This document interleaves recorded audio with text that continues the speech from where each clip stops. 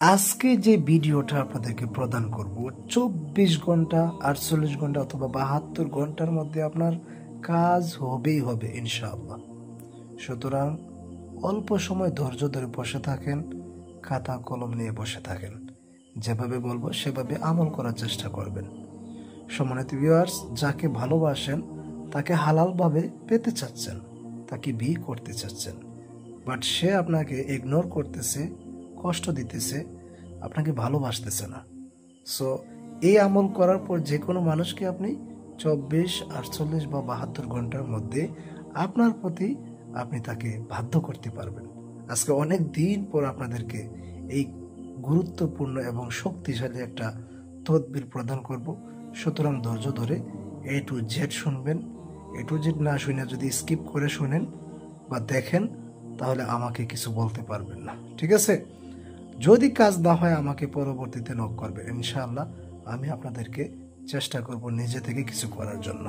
ওকে, শোনেন, দেখেন আমি এখন আপনাদেরকে ছোট্ট একটা আয়াত বলে দিব, যে আয়াতটা আপনি কি করবেন, পাঠ করবেন 301 বার, জাস্ট 301 বার।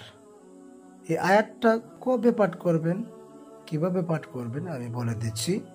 আপনি এই আয়াতটা এশার নামাজের পর নির্জন ঘরের মধ্যে বসে একা একা, কেউ যেন টের না পায়, আপনি একা একা এই আয়াতটা পাঠ করবেন। এবং এশার নামাজের পরে পাঠ করার আগে অবশ্যই 2 রাকাত নফল নামাজ পড়বেন। নফল নামাজের পর এই আয়াতটা পাঠ করবেন। আয়াতটা হচ্ছে, রব্বি ইন্নী লিমা আনজালতা ইলাইয়া মিন খায়রিন ফাকির। এই যে আয়াতটা, এই আয়াতটা একমাত্র হালাল পথে ভালোবাসা লাভের দোয়া।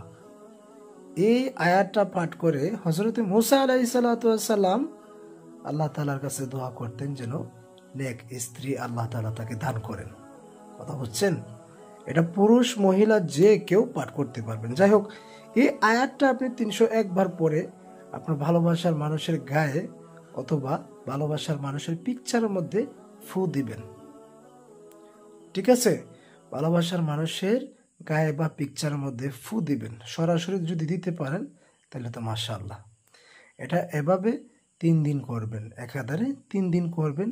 দেখবেন যদি ফল না পান তাহলে আমাকে নক করবেন, ঠিক আছে? আর অবশ্যই আমার অনুমতি ছাড়া কেউ এই আমলটি করবেন না। কে কার জন্য করতে চাচ্ছেন অবশ্যই কমেন্ট বক্সে আমাকে জানাবেন। ওকে, আসসালামু আলাইকুম।